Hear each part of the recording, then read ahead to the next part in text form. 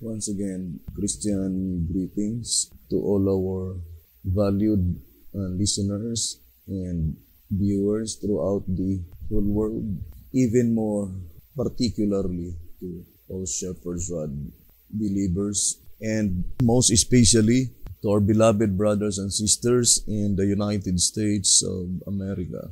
Special greetings to our brethren in Colorado, in Georgia, Kansas, and Texas, and Missouri, and Fiji Island, Mexico, Spain, and Africa, Kenya, Pakistan, to the United Kingdom, and also to our brethren in Australia. And to the rest of the 144,000 living saints scattered abroad, greetings. May the good Lord bless you, brothers and sisters. This is our episode number 34, the subject, the chronological order of events, upon the special requests of our brother Steve and sister Corinne, and to the rest of the brethren. Good evening, and may the good Lord bless you, brothers and sisters. So still we focus our attention to the book of Daniel. Now, I would like to read this reading on 3 symbolic code number 5 and 6 on page 12. 3 symbolic code number 5 and 6 on page 12. It says, Daniel's prophecies are to be revealed in the time of the end. Daniel 12 verse 4. Yet it would be unreasonable for one to conclude that these prophecies are to be revealed after the end of the world. Rather, they are to be revealed at the end of the world, when his angels shall comfort and sever the wicked from among the just. God has not commissioned the church to preach the gospel of an impure church, but to blow the trumpet in Zion, sanctify a fast, call a solemn assembly, gather the people, sanctify the congregation, assemble the elders, gather the children, and those that suck the breast. Let the bridegroom go forth of his chamber, and the bride out of her closet. Joel 2 verse 15 to 17. For all the sinners of my people shall die by the sword, which say, the evil shall not overtake nor prevent us. Amos 9 verse 10. And it shall come to pass that he that is left in Zion and he that remaineth in Jerusalem shall be called holy, even everyone that is written among the living in Jerusalem.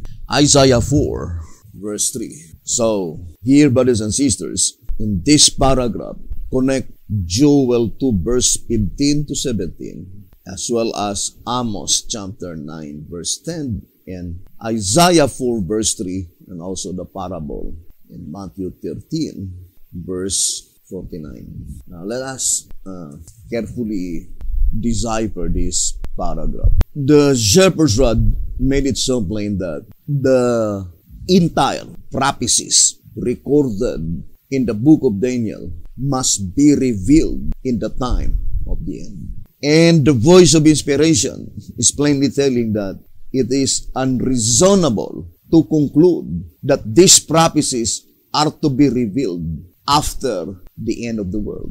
But rather, it is to be revealed at the end of the world, or in other words, at the commencement of the end of the world, because the phrase at the end of the world indicates commencement. So, one of the identifying mark that the end of the world commenced is the complete understanding of the book of Daniel.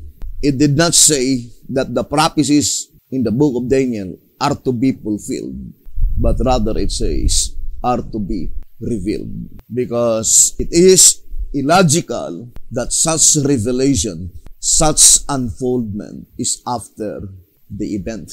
Then it could no longer be called prophecy because it was revealed after the event. Now, we read several times that the focal point on Revelation chapter 10 is the book of Daniel, and the scripture being inscribed at the time when the book is opened, not at the time when the book of Daniel is being gradually being opened.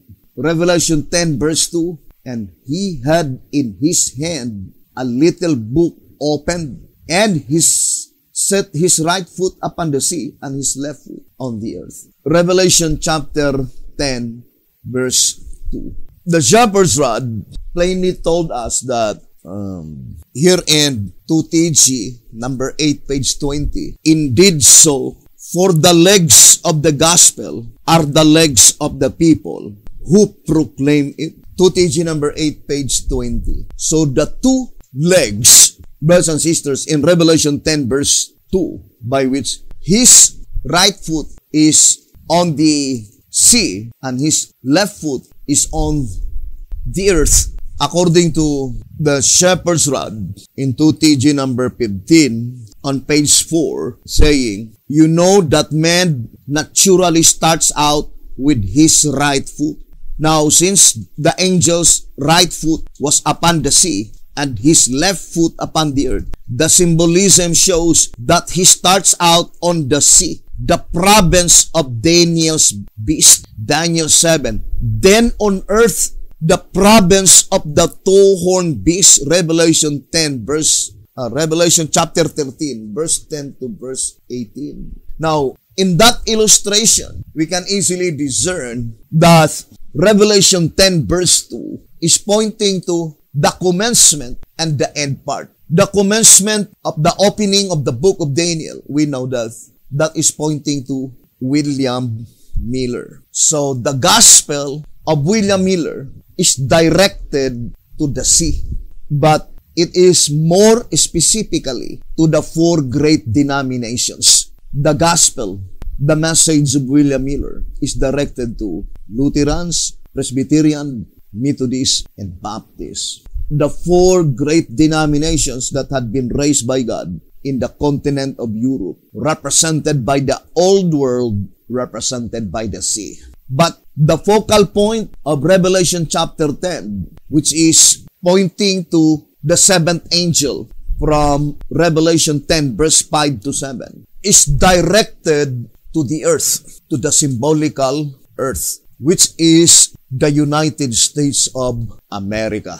Now, since we already established with absolute fact that the focal point in Revelation chapter 10 is the book of Daniel, and according to the vision, the book is open. Of course, that illustration is the fulfillment of the promise that was given by God to Daniel, which his desire to understand all his visions will be fulfilled in the last generation of men, to the last church, that the entire book of Daniel will be completely unfolded. I would like to read this reading on track number 12 on page 83. So let us read track number 12 on page 83. It says here, the angel that dictated Daniel's writings explains that in the time of the end, these prophecies were to be revealed, and that at that time, many shall run to and fro, and knowledge shall be increased. Track number 12, page 83. So, the angel that dictated Daniel's writings explains that in the time of the end, all the prophecies recorded in the book of Daniel must be revealed. In 2SR, page 28, 2SR, page 28, it says, but the book was to be opened to one class of people and shut to another, for he added, many shall be purified and made white and tried, but the wicked shall do wickedly, and none of the wicked shall understand, but the wise shall understand. Daniel 12, verse 10. I remember the statement on 1TG. It says here, 1TG 51, page 13, concerning Daniel 12, verse 10. It says, who are the wise? Because the Bible says, but the wise shall understand. Who are the wise? They must be those who are ever searching for golden oil. Those who have their vessels full. Matthew 25 verse 1 to 13.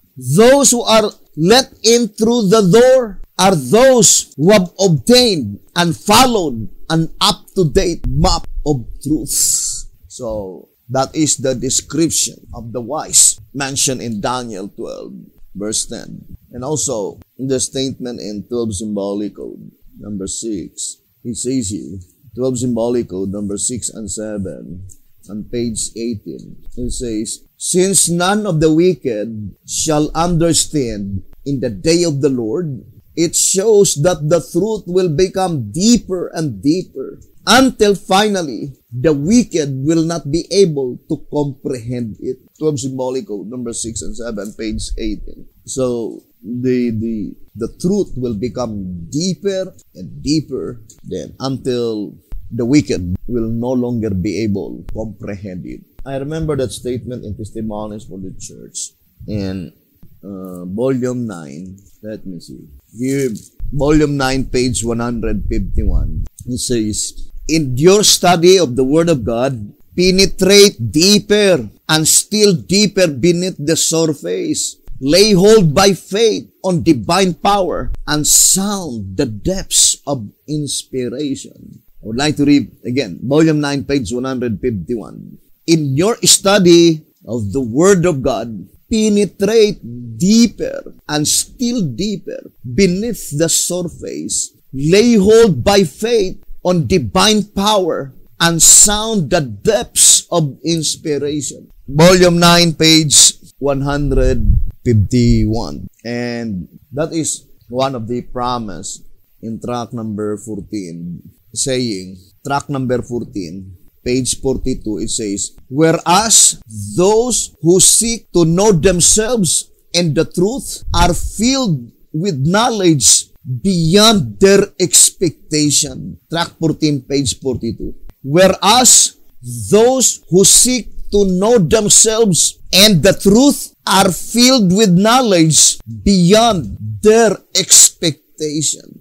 So that is a wonderful promise, brothers and sisters. Now let's go back to our subject, the book of Daniel. And we are now trying to claim that promise, the promise that was given by God to Daniel, that such promise will finally be carried out to you and I, brothers and sisters. If we have such character mentioned in 2SR, saying 2SR page 17, there could be nothing more pleasing to God than for one of His children to ask in faith the way of truth. If there is any power in the words of Jesus, then surely he who desires to know the truth and is willing to obey it, though it may demand that he sell all and give to the poor,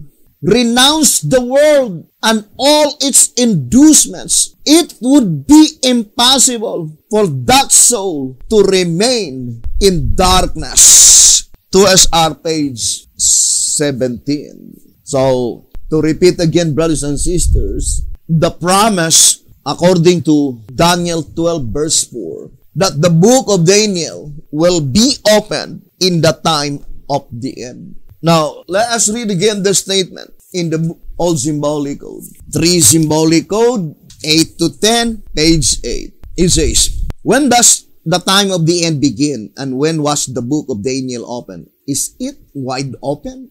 Answer. The angel who instructed Daniel declared that the book would be closed until the time of the end. Therefore, in the time of the end, the book must be opened. The word does not say that the book is open either at the beginning or at the close of the time of the end, all at once or a little at a time, but simply in the period of the time of the end. However, history proves that the prophecies of Daniel were not all revealed at once, but slowly. The fact that we as yet do not understand the whole book proves that some parts of it are yet closed Also, the fact that a large part of it is now understood makes it evident that we are living in the time of the end. This time must have begun when the book began to be opened. But if we must declare the beginning of that time in more specific terms, it, in a spatial sense, began in the year 1844. The time of the end is the period just before the end of the world. 3 Symbolic Code, 8 to 10, page 8.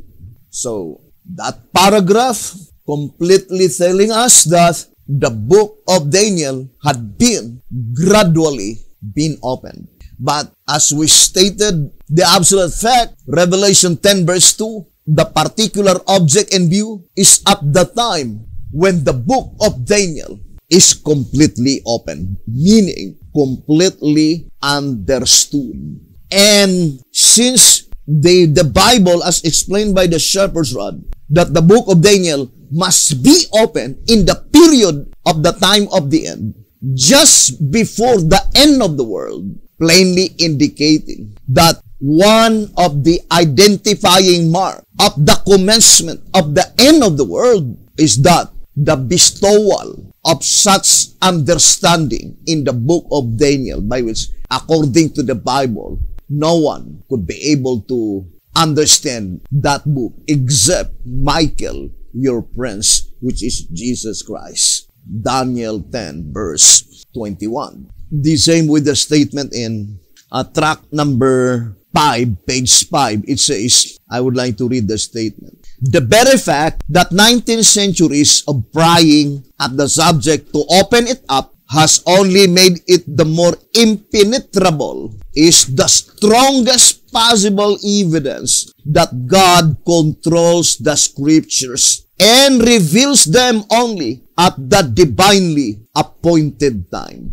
The truth of this statement is conclusively substantiated by the angel's words. I will show thee that which is noted in the scripture of truth, and there is none that holdeth with me in these things but Michael, your prince. Daniel 10, verse 21.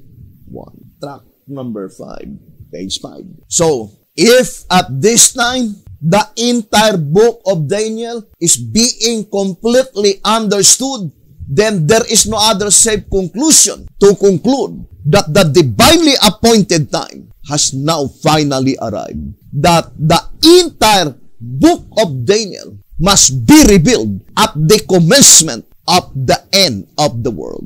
What is the end of the world? That is the harvest. Now, I would like to read this reading in track number 3. Third edition, pages 95 and page 96. Track number 3, third edition, pages 95 and page 96. Let's read the statement. What awful solemnity invests this momentous mathematical demonstration of the great gospel truths, revealing as it does that Christ is the only Redeemer of the world, and in all ages, its truth perfectly bears out the scripture. There is none other name under heaven given among men whereby we must be saved. Acts 4 verse 12.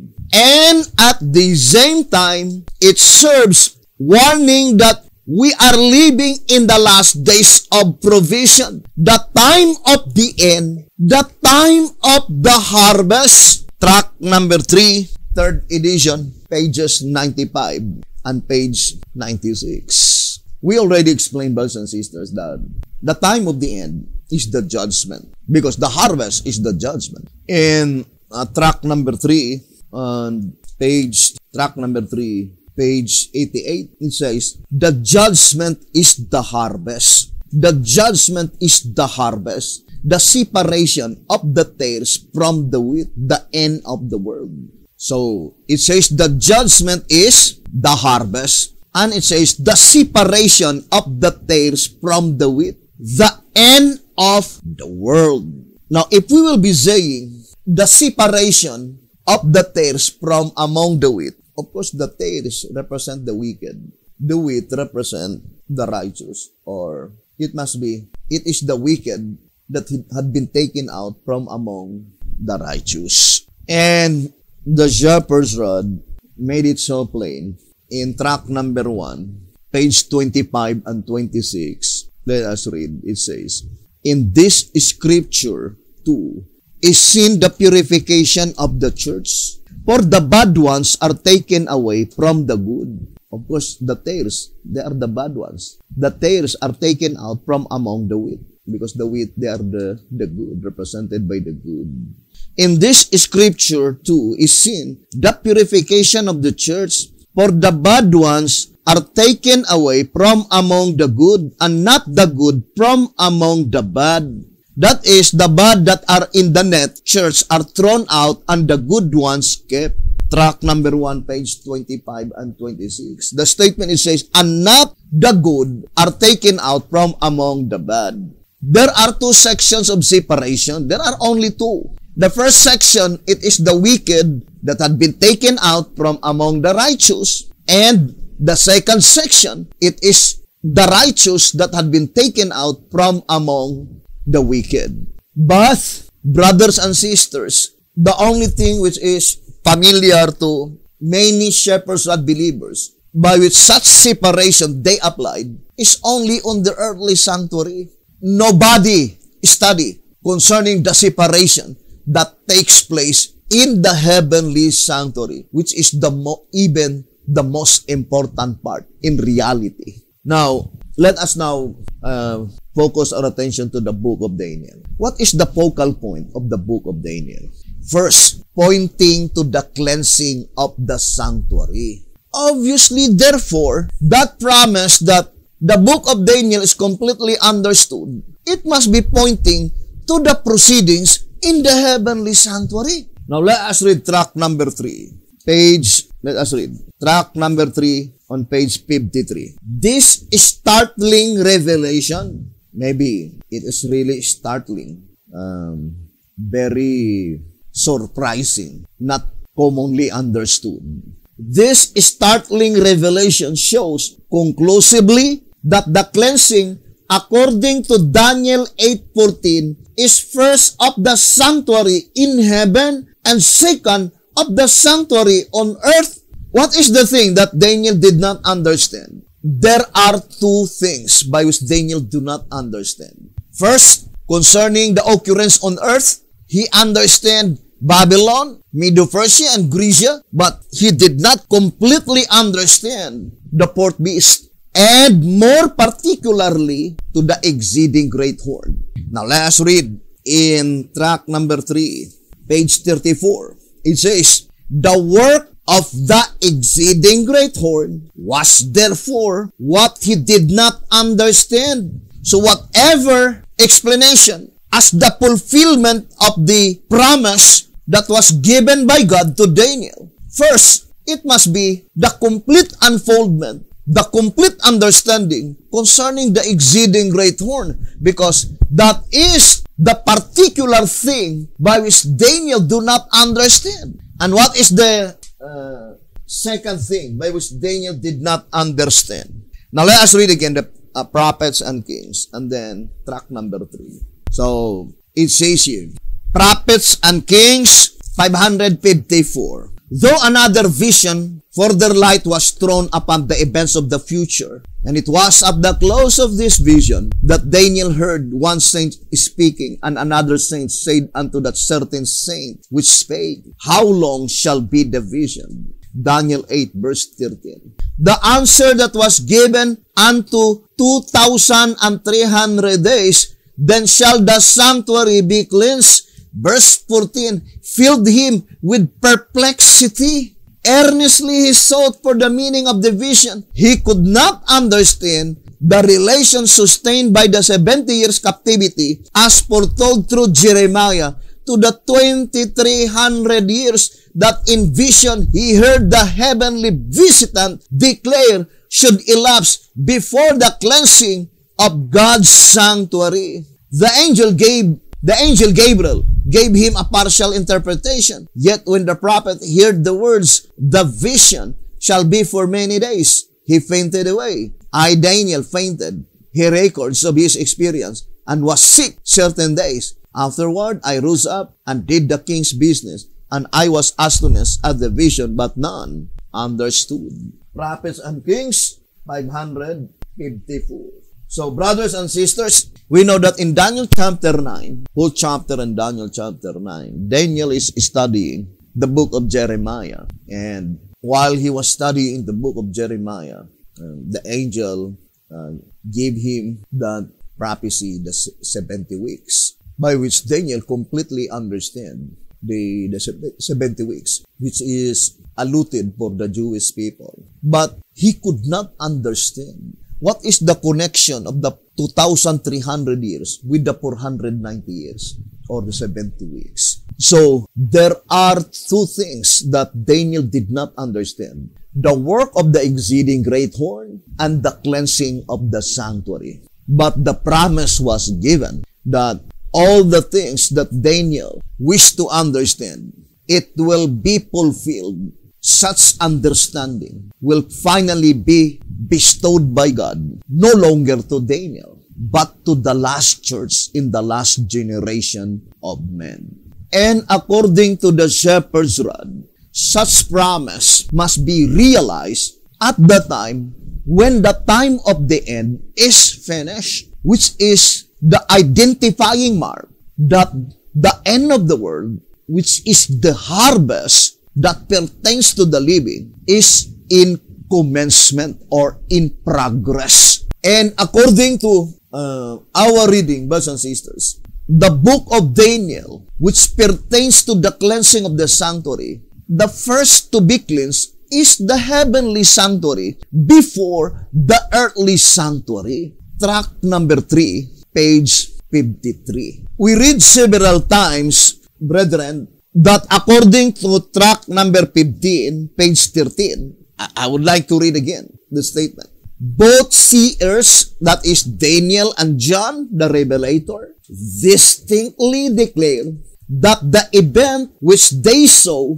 was the judgment. The difference between the two scenes is that Daniel was led to look into the sanctuary while preparations were being made for the judgment to convene, whereas John was led to look into the sanctuary after the judgment had been set up. In fact, John not only saw the judgment in progress, but he saw the whole proceeding from start to finish. Now, that statement is very plain. Daniel was led to look into that proceedings while preparations were being made. And accordingly, the vision of these two prophets, Daniel and John, is pointing to the judgment, the proceedings in the heavenly sanctuary. But John the Revelator saw the entire proceedings from start to finish.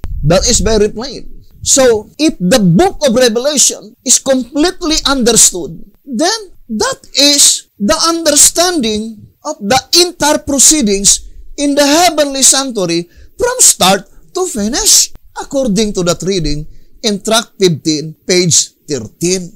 Now, brothers and sisters, we read several times that the third angel's message will never swell into a loud cry, not until all the aspects that pertains to the judgment must be completely revealed. Now, let us read again that statement in White House Recruiter, page 39. It says, but in what way is it to give absolute power and force to them? First, by bringing to light the heretofore unrevealed aspects of the judgment, all the unrevealed aspects of the judgment. But, of course, the first aspect of the judgment is bookwork. Now, let us read again the statement in Answerer number 5, page 30. It says, this is the first aspect of the judgment, and being only a bookwork. And since it is bookwork, White House Recruiter, page 20, it says, as the cleansing of the sanctuary in behalf of the dead is necessarily purely a book transaction, that is the reason for its taking place only in the heavenly sanctuary. Now remember, as far as the book of Daniel is thus concerned, the judgment in the vision of Daniel is only pertains to the dead. And since it is pertains to the dead, it is purely bookwork transaction. And it takes place in the heavenly sanctuary. So to understand the book of Daniel is to understand the entire proceedings of the judgment that pertains to the dead. Now, let us read 2SR 202. 2SR 202. It says here, as there are 7 seals in consecutive order, it is clear that our world's history is divided into 7 different periods. The judgment begins with the first and ends with the last. Evidently, the first 6 seals complete the cases of those who were dead preceding the judgment, and while it is in session, but the 7th sealing period, being the last, must concern the living. 2SR page 202. So the judgment in the heavenly sanctuary is divided only into 2. The judgment that pertains to the dead, they are represented by the first 6 seals. But the judgment that pertains to the living, that is the 7th seal. The only seal which pertains to the living. So to understand the book of Daniel is to understand the entire proceedings of the first 6 seals. We are first focusing to the occurrence in the heavenly sanctuary before we consider the work of the exceeding great horn. What is the work of the exceeding great horn? By the way, the work of the exceeding great horn, brothers and sisters, is that of determination that if possible, that horn power cometh from the devil is to completely darken the understanding of God's people concerning the proceedings in the heavenly sanctuary. So to understand the book of Daniel, to understand the entire proceedings in the heavenly sanctuary, together with the book of Revelation, from start to finish, indicates that you defeat the exceeding great horn. I would like to read this reading in Consecrated Way to Christian Perfection. It says here, let's read the statement. Consecrated Way to Christian Perfection. It says, page 104, the time of finishing the mystery of God. Because it is the mystery of God versus the mystery of iniquity. Now let us read, or it is called the great controversy between good and evil. Consecrated Way to Christian Perfection, page 104.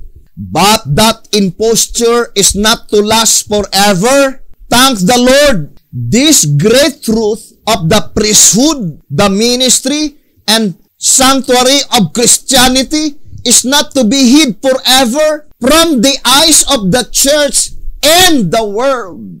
The mystery of iniquity, that is the exceeding great horn. The mystery of iniquity arose and so hid from the world the mystery of God, that all the world followed it wandering. Revelation 13 verse 3 and 4. But the day comes when the mystery of iniquity shall be exposed. And that is the same with the statement in 2SR page 10. Right? It says, but while the enemy succeeded in confusing the written word of God, God lightens the earth with these symbolic revelations. That through the symbolic revelations, God completely revealed the entire truth, and at the same time uncovers the traps of the devil. So the word uncovers, I fully believe, is synonymous to the word expose. Also the same with 2SR on page 231, saying 2SR 231, the sins of Babylon will be laid open. The fearful results of enforcing the observances of the church by civil authority, the inroads of spiritualism, the stealthy but rapid progress of the papal power, all will be unmasked. All will be unmasked. The same with the statement, expose, uncover. Now let us read again the statement. Consecrated Way to Christian Perfection, page 104. But the day comes when the mystery of iniquity shall be exposed, and the mystery of God, that is the plan of redemption, laid down by God through the sanctuary service and construction, 2SR, page 187. And also in the Great Controversy, 423. The subject of the sanctuary, it open to view the complete system of truth. It says, the sanctuary truth illumine the past, the present, and the future. And that is the illustration in Revelation chapter 4, that they have eyes before and behind. It says, but the day comes when the mystery of iniquity shall be exposed, and the mystery of God in its own truth and purity shall shine forth once more, never more to be hid, but to accomplish its great purpose and be completely finished. For it is written that in the days of the voice of the seventh angel, when he shall begin to sound, the mystery of God should be finished, as yet declared to his servants, the prophets. Revelation 10, verse 7. But the absolute fact is that proclamation of the angel in Revelation 10, verse 5, 6, and 7, by which the angel swear, is after the book of Daniel is open, after the book of Daniel is completely understood. Revelation 10, verse 2. And what is the book of Daniel? Cleansing of the sanctuary. First in heaven. Tract number 3, page 53. Now, I would like to re-emphasize again, brothers and sisters, that statement in tract number 15. Yes. Read again. Tract number 15. It says here, page 18 and page 19. And the more we study it, the more it will become clearer and clearer. It says, although the proceedings of the first two sessions are somewhat different, they are in all other respects similar. The third, however, is entirely unlike the first two. The difference are seen in that before the half-hour silence occurs, there is at the throne a sea of glass like unto crystal. Revelation 4, verse 6. And no one stands on it. But after the half-hour silence passes away, the scene changes. The sea of glass is mingled with fire. And then that had gotten the victory over the beast and over his image and over his mark and over the number of his name, stand on the sea of glass, having the harps of God. Revelation 15, verse 2. In other words, at the first judicial sitting, there is no one standing on the sea of glass. And the sea itself is like unto crystal. While at the second sitting, the sea appears like unto a fiery stream, and the saints stand on it. Now, I would like to emphasize clearly to familiarize the term judicial sitting and the term judicial session. Here in tract number 15, let's read.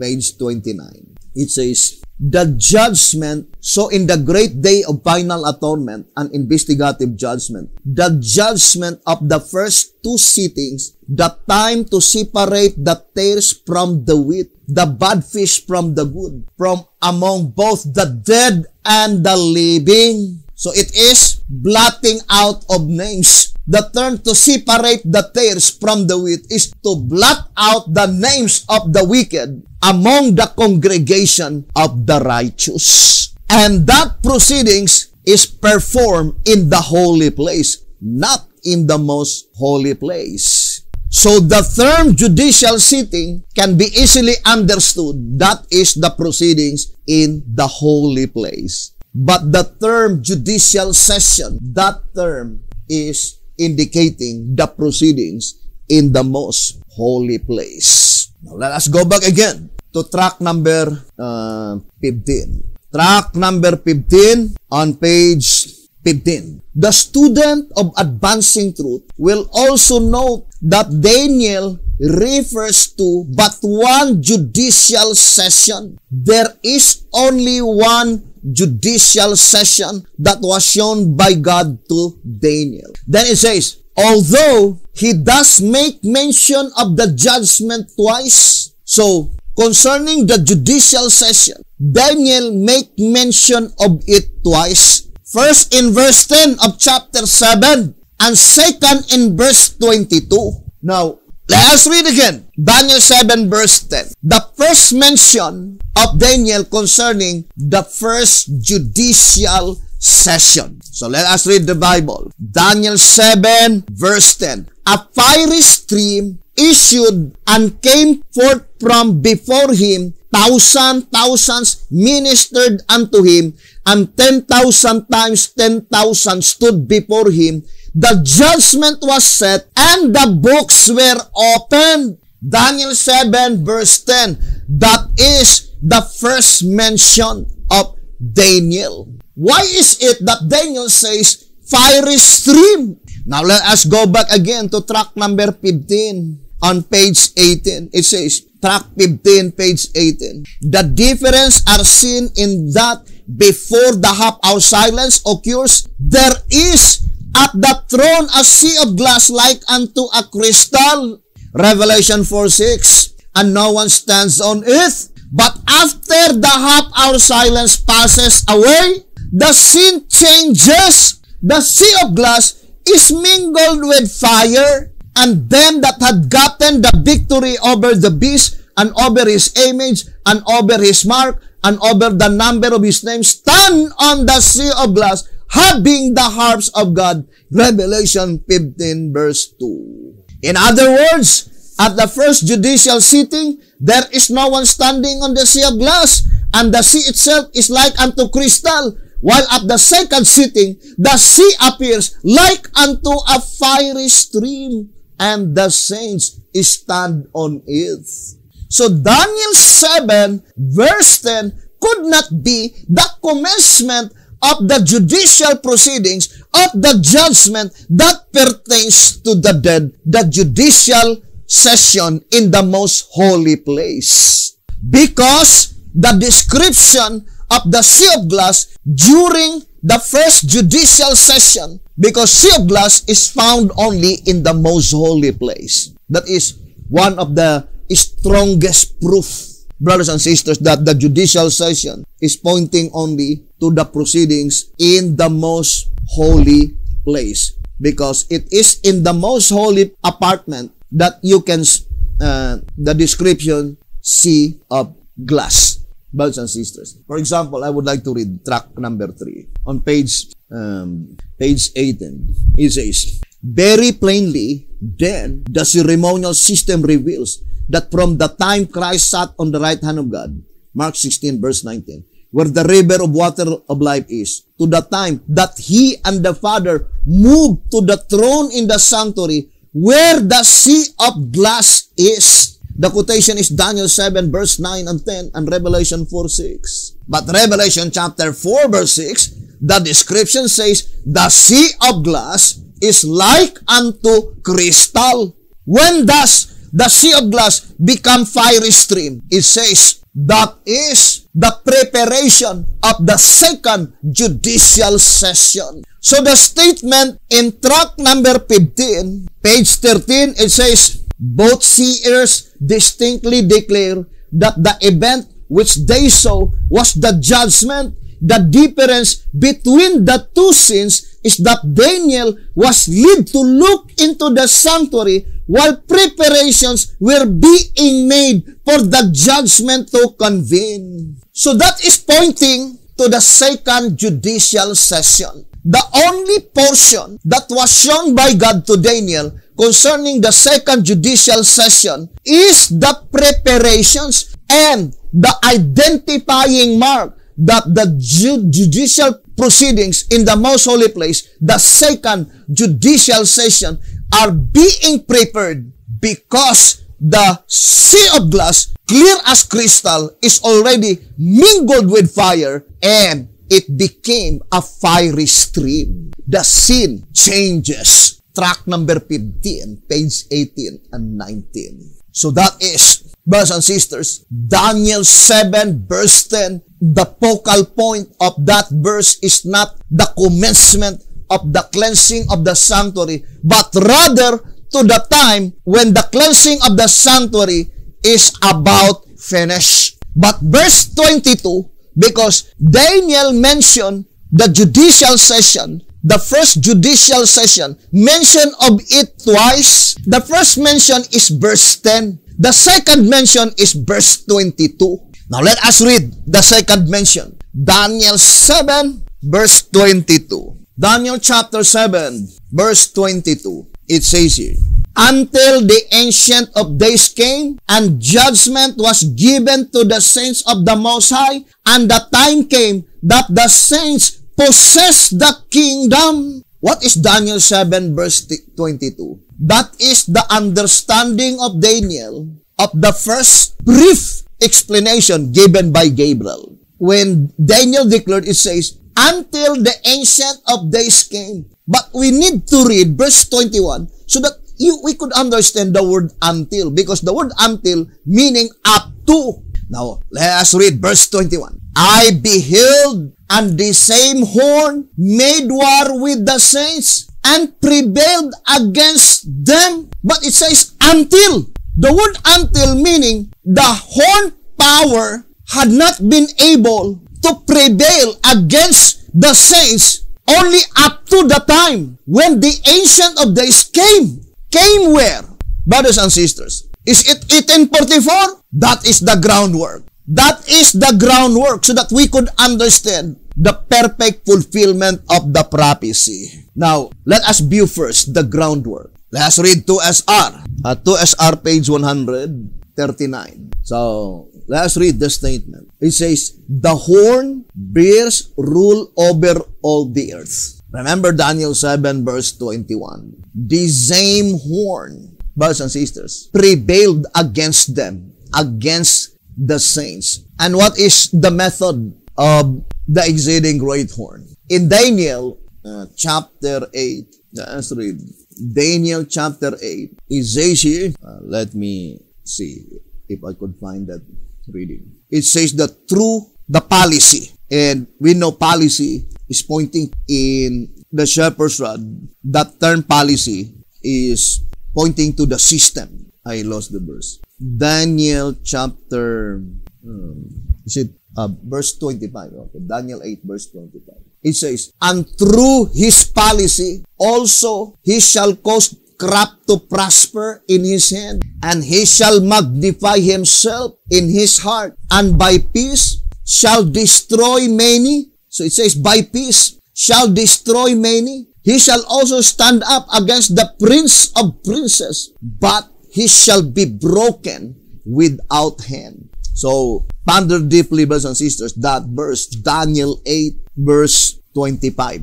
For example, I would like to read to you. 2SR page 141. It says, the horn extends beyond 1798. Do not forget this reading. The horn power extends beyond 1798. Unto the second coming of Christ. I would like to make an illustration. So the horn power, so let us put specifically 538 AD to 1798 AD. The statement says, the horn power extends beyond 1798 up to the second coming of Christ. Now, what second coming of Christ mentioned in that reading in 2SR 141? Is it the second visible coming of Jesus Christ? If that is the second visible coming of Jesus Christ, are we saying that the exceeding great horn had been able, brothers and sisters, to trodden underfoot the daily and the sanctuary up to the second visible coming of Jesus Christ? Think it thoroughly. But we should not give up the scriptural truth. The shepherd's rod made it so plain that the exceeding great horn extended beyond 1798 and up to the second coming of Christ. But 100% it cannot be the second visible coming of Jesus Christ. But it must be the second invisible coming of Jesus Christ. which answers Daniel 7, verse 21 and 22. Now, since we are studying the book of Daniel, what is the focal point of Daniel chapter 8? Let us read 2SR 184. 2SR page 184. It says, the coming of Christ as our high priest to the most holy place for the cleansing of the sanctuary brought to view in Daniel 8:14. So what is the coming of Christ brought to view in Daniel 8 verse 14? That is the coming of Christ to the most holy place. 2SR 184. And this is the coming mentioned here in 2SR 242. Let's read. It would have been unreasonable and injustice to the chosen people of God if we should have left them in darkness concerning the time of the most important event of all church history, the coming of Christ, that part of the long prophetic period of the 2,300 days or years of Daniel 8 verse 14. What is the coming of Christ? Daniel 8 verse 14. Christ coming to the most holy place. But here in 2SR 141, very specific, second coming of Christ to the most holy place. Therefore, it could not be October 22, 1844, because that is the first coming of Jesus Christ into the most holy place. But that is the groundwork. Tract number 5, page 34. Fulfilled prophecies are seen therefore to be employed by the scriptures as groundwork to that prophecy which is still unfulfilled or to be fulfilled. That is also the same with the coming of the bridegroom, according to 2SR 181. The coming of the bridegroom is Christ coming to the most holy place. Now let's go back again to the reading. In 2SR page 141, it says, the horn extends beyond 1798 and to the second coming of Christ correspond with the iron legs, feet, and toes of the great image in Daniel 2. Of the horn we read, it shall be broken without hand. Daniel 8 verse 25. The same terms of speech are used of the feet and toes of the great image in Daniel 2 verse 45. In the days of these kings, Daniel says, shall the God of heaven set up a kingdom which shall never be destroyed. Daniel 2 verse 44. Now, the voice of inspiration is plainly telling us that the same description, Daniel 8:25, and also the stone. The horn power was broken without hand, and also the stone cut out of the mountain without hands. Daniel 2 verse 45. So the shepherd's rod is trying only to connect that there is a close connection with that stone cut out without hands, with that fulfillment of the prophecy in Daniel 8 verse 25, broken without hand. And it is illustrated by the sword of the Spirit, by the gospel. Now, let us read again the statement in 2SR 139. 2SR page 139. It says, you can read the entire paragraph, but I would like to read the last part to minimize time. But the sanctuary and the daily were held to the ground by the great horn up to 1844. Up to what? That the daily and the sanctuary were held to the ground by the exceeding great horn? Only up to 1844. At that time, he lost control of them, and the power of the three angels' messages raised the truth from the ground or from underfoot and placed it in the church. But that is the groundwork, brothers and sisters. That is not the particular object in view. What is the focal point of the exceeding great horn? To held into the ground, trodden underfoot, the daily and the sanctuary.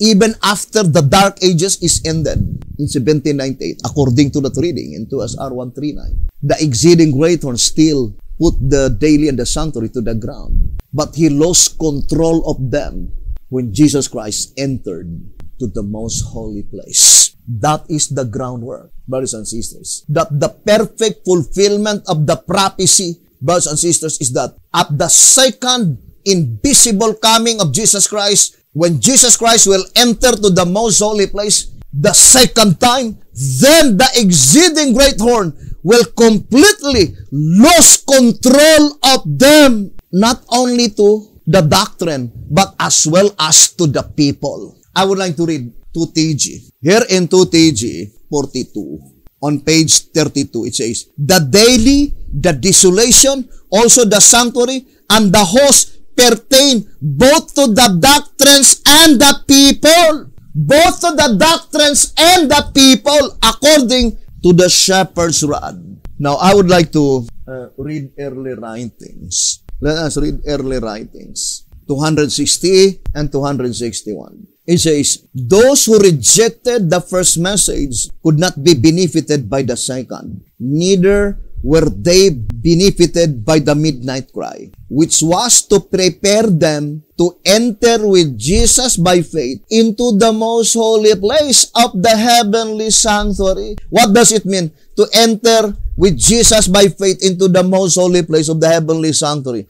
To have our names be brought by Jesus Christ into the presence of God the Father. In the statement in 2 SR 241, it says, therefore, the prophecy by Enoch commenced its fulfillment in 1844, 2 SR 241, at which time the Lord came with the names and records of those who are sleeping in the grave. And when the investigation of the dead is finished, then He comes with the names of the living saints, first with the 144,000. Now let us read again the statement in early writings 260. Those who rejected the first message could not be benefited by the second, neither were they benefited by the midnight cry, which was to prepare them to enter with Jesus by faith into the most holy place of the heavenly sanctuary. And by rejecting the two former messages, they have so darkened their understanding that they can see no light in the third angel's message, which shows the way into the most holy place. Early writings, page 260 and 261. I remember, brethren, the statement written by B.T. Hotep on 1TG number 8, page 21. Let me read to you. 1TG number 8, page 21. It says, what they now see at a distance appears to them to be sure to be the sea of glass. But when they get to the end of the way and take a close look, they will in indescribable grief and with quavering voice cry out, mirage, mirage, not the sea of glass. Then will they be anxious to know the truth and will pay anything to get it, but it will be too late. And they will to change the figure, get to the door only to hear the voice from within say, I know you not. Matthew 25, verse 12. Here's another statement I would like to read. 3 symbolic code, 11 to 12. 3 symbolic code, 11 to 12, page 6. Let us read the statement. He says, the stars are all the tribes complete, the saints who never will retreat. Though fierce the battle rages on, they fight for souls till hope is gone. And when their work on earth is done, and they eternal life have won, they'll stand upon the sea of glass with joy that nothing can surpass. To those who will this light behold, the richest truths will yet unfold. Anoint my eyes that I may see, and with thy robe, Christ, cover me. 3 symbolic code, 11 to 12, page 6. This is statement, track number 6, page 71. Track number 6, page 71. It says, obvious it is that the opposition is engendered and nurtured by self-appointed leaders who avowedly laying no claim to inspiration are thereby unwittingly cry out that the Lord has not sent them. Yet neither they nor their adherents perceive either the irony or the folly of their position. Hence, sleeping preachers preaching to a sleeping people. When they find themselves face to face with either the overflowing scourge in Isaiah 28 verse 18 or the final visitation of the wrath of God, Revelation 15 verse 1, they will be stabbed with the tragedy of futile realization. That which now from a distance appears to them mirage like an ocean of grace will then inescapably engulf them in abysmal ruin eternally. Now, we already read, brothers and sisters, that the illustration that the saints are standing on the sea of glass on track 15 on page 33, it says, obviously, track 15, page 33, obviously, all who get the victory over the beast and over his image and over his mark and over the number of his name receive their reward, stand on the sea of glass. Who are they standing on the sea of glass? Those who get the victory over the beast, over his image, over his mark, and over the number of his name. They receive the reward. They stand on the sea of glass. Who are they? The first one to be rewarded. The sea of glass represents eternal life. That is the 144,000 living saints, the first fruits. You and I, brothers and sisters. White House Recruiter, page 38 and page 39. Consequently, the 11th hour servants are the first to receive their reward, the penny. They live on to meet their God. What? Holy place. In the most holy place, it says in 2SR 188, it says, God meet his ancient people in the holiest of all, where in figure their sins were blotted out, thus symbolically showing that he cannot meet his saints face to face until after he has met them in the most holy, blotted out their sins, not in figure, but in reality, in the antitypical day of atonement. Now, let us distinctly separate the pronouncement when God will declare, sons, thy sins are forgiven. Because that pronouncement precedes the actual blotting out of sins. Now, here the voice of inspiration says, who are they? The very first to be rewarded? The 11th hour servants. What is the reward? 1 penny. It says, they live on to meet their God, to hear him speak unto them the thrilling commendation, well done, thou good and faithful servant, enter thou into the joy of the Lord. Matthew 25, verse 21. What is that illustration? Enter thou into the joy of the Lord. Brothers and sisters, according to the illustration in the book of Revelation, the only one by which their names will be brought into the presence of God the Father, only those who learn the song. And we know that the song represents heavenly truth. Let us read again the statement in 2SR page 172. It says, the song was sung in heaven by heavenly beings before the throne and before the beast and the elders. Therefore, it is evident that the judgment was in progress. Note that the 144,000 did not sing, but they only could learn the song as it was sung in heaven. That is, they alone understood the heavenly truth in that particular time and their position in connection with the message they must bear.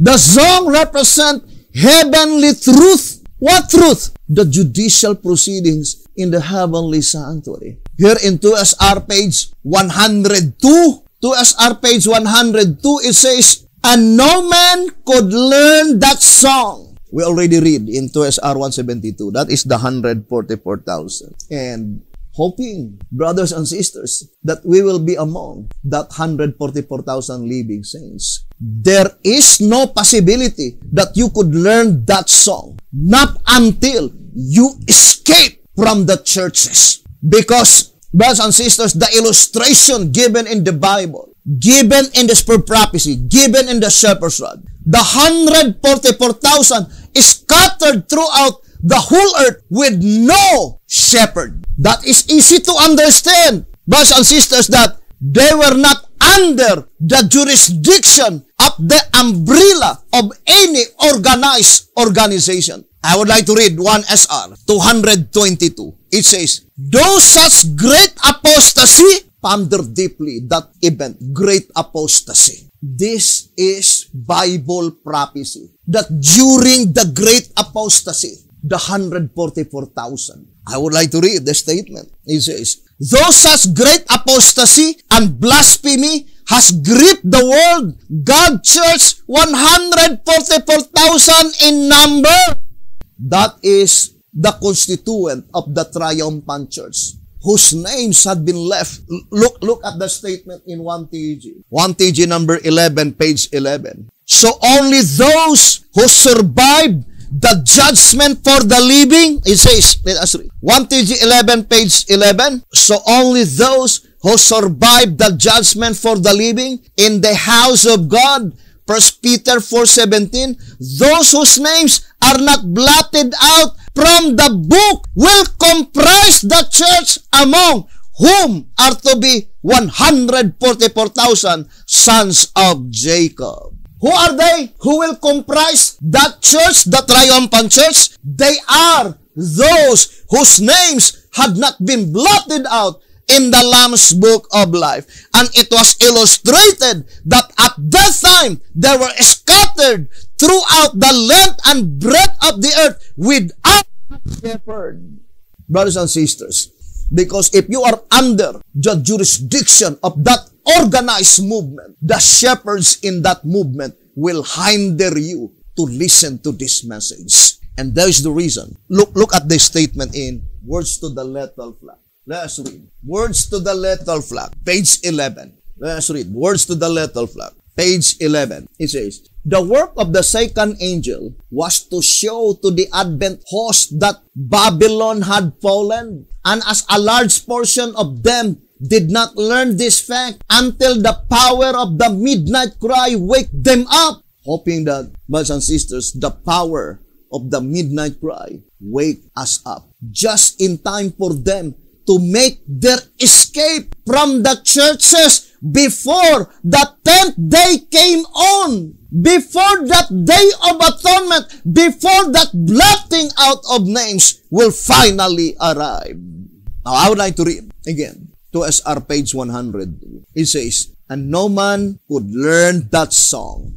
Then it says, experience only can tell the joy in one's heart at a time when rescued from everlasting ruin and granted everlasting life without tasting death, merged into eternity's ceaseless ages, a life that measures with the life of God. Experience only can tell the joy. What a melodious voice to hear from God the Father when God the Father will say, enter into the joy of the Lord. Let us read again the statement in White House Recruiter, page 38 and page 39.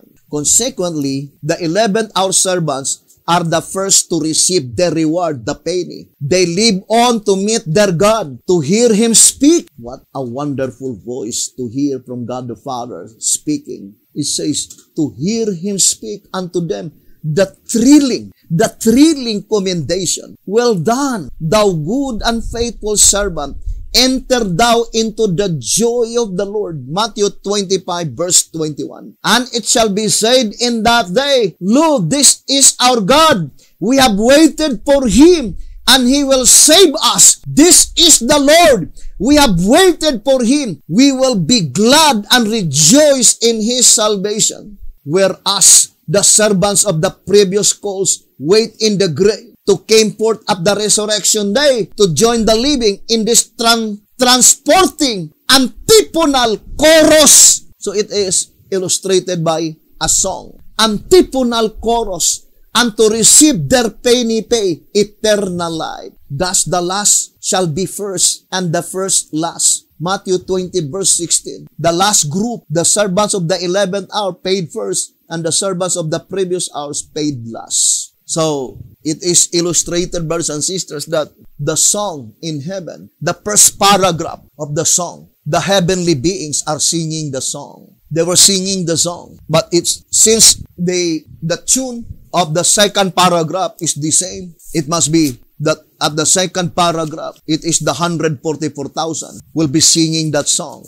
And, brothers and sisters, the chorus must be at the time when the saints are resurrected. So the shepherd's rod says that in order for the 144,000 to demonstrate that they learned the song, they must sing themselves. I would like to read that reading. Please project. In the old symbolic code. In order for them to demonstrate that they learned the song, according to the shepherd's rod, then they need to sing. Let me see. Old symbolic code. The statement.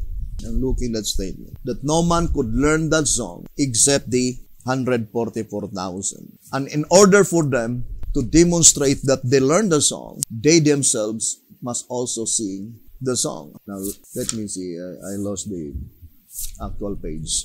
Because in one symbolic code, number 15, page 8, the voice of inspiration says that the comparison is with the dead and not with the living. One symbolic code, number 15, page 8.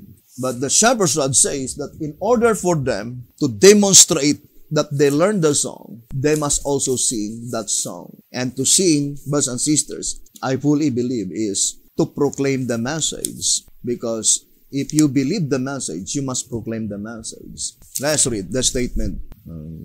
Old symbolic code. Let's read 3 symbolic code, number 1, page 10. It says, neither the shepherd's rod, nor the great controversy says that the 144,000 sang the song, but rather that they were the only ones who could learn it. In the shepherd's rod, volume 2, page 172, explain that the harpers were the ones who sang the song. It's being understood that in order for the 144,000 to demonstrate that they have learned the song, they in turn must sing it. Otherwise, it would do them no good to learn it. 3 symbolic code, number 1, page 10. But in this study, we need to sing the song, brothers and sisters, before Jesus Christ will brought our names to the most holy place. Because that is the permit. That is the permit that we could enter into the presence of God the Father. Now, let's go back again to the statement in 1 TG number 42. 1 TG number 42 on page 8. Although I read it several times, but we need to familiarize the event. It says, 1 TG 42, page 8, the word behold suggests that we should now take notice and be able to see that our salvation cometh, and that while his reward is with him, his work is still before him. What is his reward? What else could it be but life forevermore? So it shall be that the first fruits, the 144,000, the servants of God, who are soon to stand on Mount Zion with the Lamb, shall be the first to be rewarded. As servants of God, they shall carry on the work that is before him, the work of gathering the second fruits, as set forth by Isaiah the prophet. So, this verse in Isaiah 62, verse 11, saying, behold, the Lord hath proclaimed unto the end of the world, say ye to the daughter of Zion, behold, thy salvation cometh. Behold, his reward is with him, and his work before him. Plainly indicating, according to this reading, in 1 TJ 42, page 8, that the 144,000 living saints, they received their reward before they proclaimed the message to the great multitude. And that is why I would like to go back again to that statement in White House Recruiter. In White House Recruiter on page 13, it says, how can we know for a certainty in which hour we find ourselves, and if our own call to service has come? We can know only by establishing the time in which the last parabolic hour expires. When does the last parabolic hour expires? At the time when the 144,000 received their reward, represented by 1 penny. And what is the illustration in the book of Revelation that they received their reward? They stand on the sea of glass. They were standing on the sea of glass according to track 15, page 33. So what does it mean when they were standing on the sea of glass? Brothers and sisters, that is indicating that they received the reward. Let us read track 15, page 33. track number 15, page 33. Obviously, all who get the victory over the beast and over his image and over his mark and over the number of his name receive the reward. Stand on the sea of glass.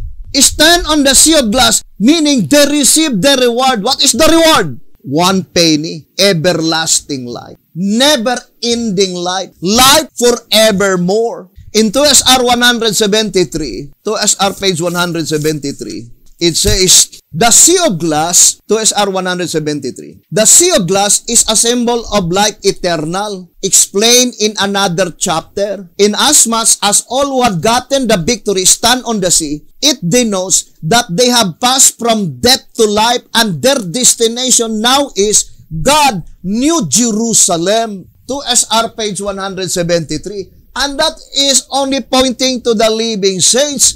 Now, let us summarize, brothers and sisters. According to track 15, page 18 and 19, in the first judicial session, there was no one standing on the sea of glass. And at that time, the sea of glass is like unto crystal. But what is the illustration?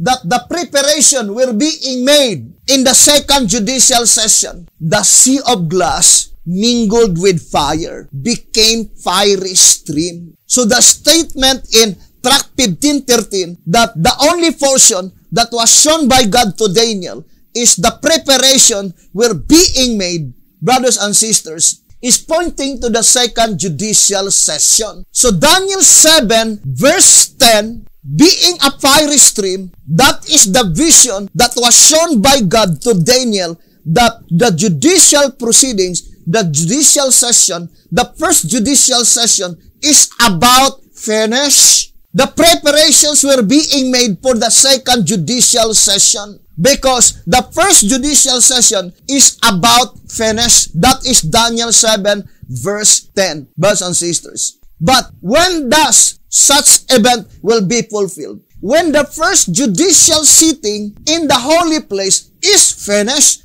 indicating that the judicial sitting in the holy place finished first before the judicial session in the most holy place. As also stated in track number 3, page 17 and 18, that Christ's mediatorial work first in the holy place, then in the most holy place. Now let us go back to the exceeding great horn. Brothers and sisters, we read several times. I will no longer be reading, but you can read 2SR 139, quoting Daniel 2 verse 39, that the Bible made it so plain that the horn power shall be ruled all over the earth, represented by the brass kingdom. And the Shepherdson says in 2SR 139 and 140, but the absolute fact is that the brass kingdom, which pointing to Greece, did not be ruled all over the earth. What does it mean? The illustration is only pointing to the numerical value of brass. Track number 2, page 13, represent number 3. And the exceeding great horn is divided into 3 periods: pagan, papal, and Protestant period. Track number 3, page 39. So it is the horn bears rule all over the earth, not on the first period, not on the second period, but rather only on the third period, represented by the brass. Numerical value number 3. And it is stated in 2SR page 140. It says, had Daniel said of the nondescript beast, symbol of imperial and papal Rome, that it would be ruled over all the earth, the claim would prove incorrect. The claim would prove incorrect. Why? Because the Bible made it so plain that it is the brass kingdom, not the iron. Pagan Rome and papal Rome is represented by iron. But the brass kingdom, meaning the third period of the exceeding great horn, which is the Protestant period. And it says in 2SR page 141 that the exceeding great horn extends beyond 1798. And it says up to the second coming of Christ. That is Daniel 7 verse 21 and 22. The pronoun them on Daniel 7 verse 21 is pointing to the 144,000 living saints brothers and sisters, now I would like to read again the verse. It says, Daniel chapter 7, although it can also be applied to the saints that will be martyred for their faith. But the verse is directly pointing to the living saints. And I beheld, and the same horn made war with the saints, and prevailed against them forever? No, until the Ancient of Days came. And in track number 3, page 66, the word until meaning up to. Brothers and sisters, until the Ancient of Days came. Came what? Came to that throne by which pointing to the proceedings to the living saints. So the statement in 2SR page 139 saying that the exceeding great horn held the truth to the ground up to 1844. But in 1844, he lost control of them. What is the occurrence in October 22, 1844? Jesus Christ entered to the most holy place, and it says, and the power of the third angel's message raised the truth from the ground and placed it in the church. But we already read in 2 TG 42:32. It is not only pointing to the truth, but as well as to the people. And that statement plainly indicating that the exceeding great horn had been able to darken the understanding of God's people while Jesus Christ is in the holy place. Because that is the verse in Matthew 24 verse 15. The specific place by which the abomination mentioned is in the holy place, indicating that while the mediatorial work of Jesus Christ is in the holy place, the exceeding great horn had been able to darken the understanding of God's people, brothers and sisters, but it will not to last forever according to consecrated way to Christian perfection. So when Jesus Christ will enter to the most holy place, that is the time by which the exceeding great horn lost control of them, both to the doctrines and to the 144,000 living saints. The power of the Holy Ghost, brothers and sisters, that is called the refreshing from the presence of the Lord. I would like to read to you, although we'll continue this subject in our next episode. Let me read to you here on the great controversy concerning the refreshing from the presence of the Lord. So let's read. The great controversy, 485. The work of the investigative judgment and the blotting out of sins is to be accomplished before the second advent of the Lord. Since the dead are to be judged out of the things written in the books, it is impossible that the sins of men should be blotted out until after the judgment, at which their cases are to be investigated. But the Apostle Peter distinctly states that the sins of believers will be blotted out when the times of refreshing shall come from the presence of the Lord, and He shall send Jesus Christ. Acts 3 verse 19 and 20. When the investigative judgment closes, Christ will come, and His reward will be with Him to give to every man as his work shall be. And we already read in 1 TG 42 page 8, the first to be rewarded is the 144,000 living saints. So these proceedings, brothers and sisters, is pointing to the proceedings in the holy place, the last and the final day of atonement. And the statement, the power of the midnight cry, that is the outpouring of the Holy Ghost. Let me read to you here in Words to the Lethal Flood. Here in Words to the Lethal Flood on page 5. It says, the burden of this prophecy is time, concerning which there has been true and false visions. The true vision or light on time was written on the chart or table. Habakkuk 2 verse 2. God approved of the proclamation of 1843 and the 10th day of the 7th month 1844 by the pouring out of the Holy Ghost. So, on that day of atonement, the Holy Ghost was poured out. But the outpouring of the Holy Ghost in 1844, on that day of atonement, is to strengthen them so that they could be able to stand on such great disappointment. That is not the perfect fulfillment of Acts 3 verse 19, the refreshing from the presence of the Lord. It is in the last and the final day of atonement. Now, here in the Great Controversy, page 600, let me read to you, 600, 12, it says, the angel who unites in the proclamation of the third angel's message is to lighten the whole earth with his glory. A work of worldwide extent and unwanted power is here foretold.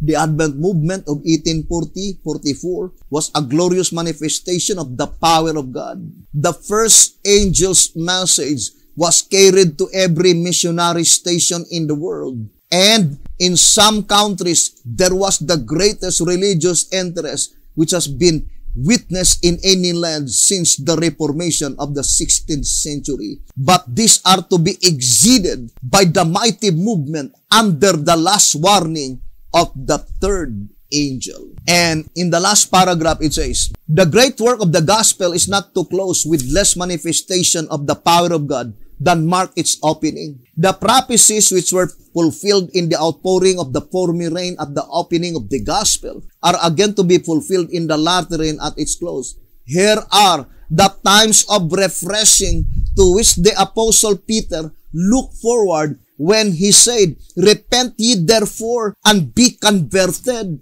that your sins may be blotted out, when the times of refreshing shall come from the presence of the Lord, and he shall send Jesus. Acts 3, verse 19 and 20. Although we will continue this subject on our next episode, but I would like to read early writings. Let's read early writings. So, it says here, brothers and sisters, early writings on page 271. Early writings 271. I heard those clothed with the armor speak forth the truth with great power. It had effect. Many had been bound, some wives by their husbands, and some children by their parents. The honest who had been prevented from hearing the truth now eagerly laid hold upon it. All fear of their relatives was gone, and the truth alone was exalted to them. They had been hungering and thirsting for truth. It was dearer and more precious than life. I asked what had made this great change. An angel answered, it is the latter rain, the refreshing from the presence of the Lord, the loud cry of the third angel. So, what made the great change? It is the refreshing from the presence of the Lord. When? It says, the refreshing from the presence of the Lord will be poured out after the investigative judgment is completed. Now, that statement, think it thoroughly in the Great Controversy, page 485. So, the statement is very plain. When does the refreshing from the presence of the Lord will be poured out? After the investigative judgment. After the investigative judgment is completed. Now, if this investigative judgment is in the most holy place, it will be finished at the general close of provision. Are we saying that at the general close of provision, that is the time that, according to the vision of Sister White, when the refreshing of the Lord had been poured out, great change happened, that those that had been bound by their husbands, wives, children, parents, brothers and sisters, had been able to escape, and truth is more precious than all besides. They embrace the truth. Is that description will be applied to the general close of provision? So there is no other safe conclusion, brothers and sisters, that this investigative judgment completed is in the holy place, which is the cleansing of the sanctuary, blotting out of names. And to repeat, we are coming face to face on that event, brothers and sisters. This coming Day of Atonement, October 10, 2022, by which in Gregorian calendar, that would be March 27, 2021. And it was established with infallible proofs. And that the time is running out, brothers and sisters, getting closer and closer, but there are still many subjects in reality to discuss and to study.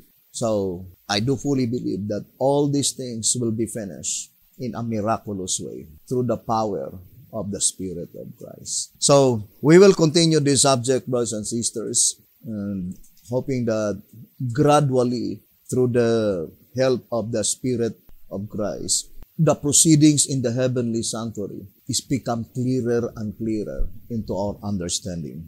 The vision of Daniel does not pointing to the commencement of the proceedings of the first judicial session in October 22, 1844, but rather it is directly pointing to the time when such judicial proceedings in the most holy place is finished. When it will be finished, Daniel 7 verse 22, the second mention of the first judicial session. But verse 10, that is the preparation of the second judicial session, because the sea of glass became fiery stream. And the chairperson explained that when the sea of glass, clear as crystal, mingled with fire, it is already mingled with fire and became fiery stream, indicates that the second judicial session is being prepared. And that is the only portion that was shown by God to Daniel concerning the second judicial session. So God is emphasizing to you and I that Daniel 7 verse 10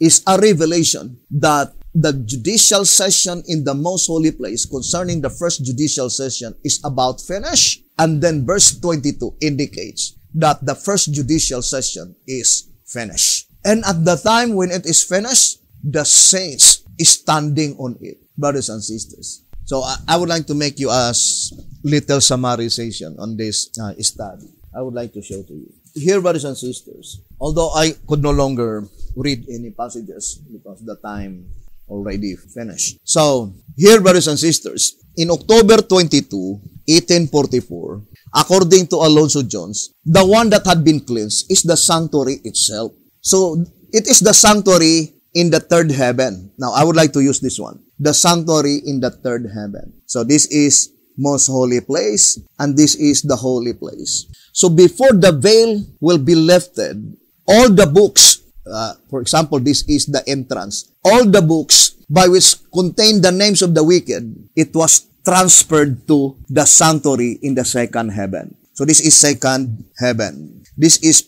third heaven. So it was transferred into the second heaven. And that is the reason why the illustration is that the seraphims is standing above the throne. What throne? The throne in the holy place. But the cherubim is standing under the throne. Under the throne of what? Under the throne in the most holy place. So when all the books containing the names of the wicked, also the names of the righteous, were transferred to the second heaven, then the door is closed. And when the door is closed, the veil was lifted. Then the entire sanctuary was surrounded by the sea of glass. Sea of glass, clear as crystal. Clear as crystal. That is the description. And the only names that had been left in the sanctuary in the third heaven are all the righteous under the first seal, under the second seal,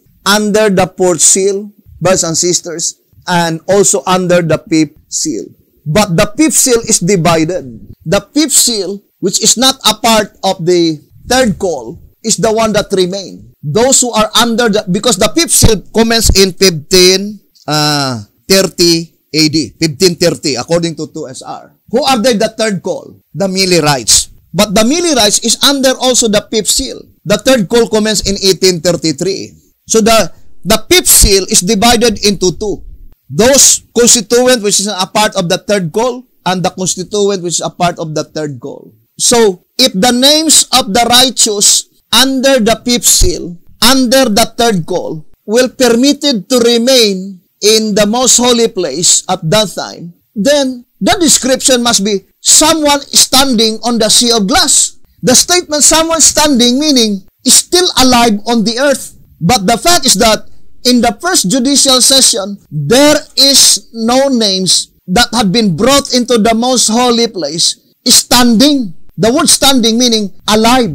And since William Miller and all his associates were still alive in 1844, their names were brought into the second heaven. If their names will be allowed in the most holy place while they were still standing on earth, then immortality will be granted to them. Because if the names in the most holy place, while the most holy place is already surrounded by the sea of glass, that name was still alive on earth, then eternity granted. he will no longer to taste death. But that is not the description of the Bible. So that is the actual occurrence, the names of the third call brought into the holy place. Now let us go to in our days, brothers and sisters. The statement, judge while living. Now, I would like to immediately put the exact date, brothers and sisters, so that we could understand. In October 10, 2021,